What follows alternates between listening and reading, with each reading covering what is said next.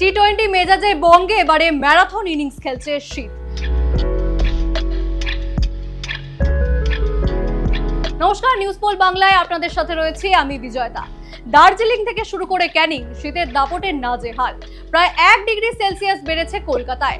ঘন কুয়াশার সতর্কতা 11টি জেলায়। কোন কোন জেলায় সতর্কবার্তা, চলুন দেখে নিই আজকের প্রতিবেদনটি। কলকাতার তাপমাত্রা প্রায় 1 ডিগ্রি বেড়েছে।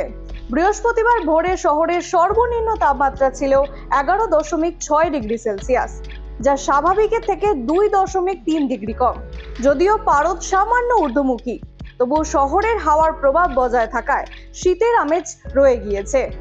আবহাওয়া দপ্তর জানিয়েছে, আগামী 24 ঘন্টা দক্ষিণবঙ্গের সর্বনিম্ন তাপমাত্রা স্বাভাবিকের নিচেই থাকবে। ভোরের দিকে বেশিরভাগ জেলায় ঘন কুয়াশা থাকবে। শুক্রবার পর্যন্ত দিনের তাপমাত্রা স্বাভাবিকের তুলনায় 3 থেকে 5 ডিগ্রি কম থাকতে পারে।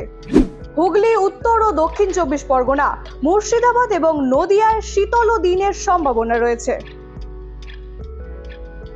উত্তর ও দক্ষিণ 24 পরগনা, পূর্ব মেদিনীপুর, বর্ধমান, বীরভূম ও নদিয়ায় ঘন কুয়াশার সতর্কতা জারি করা হয়েছে।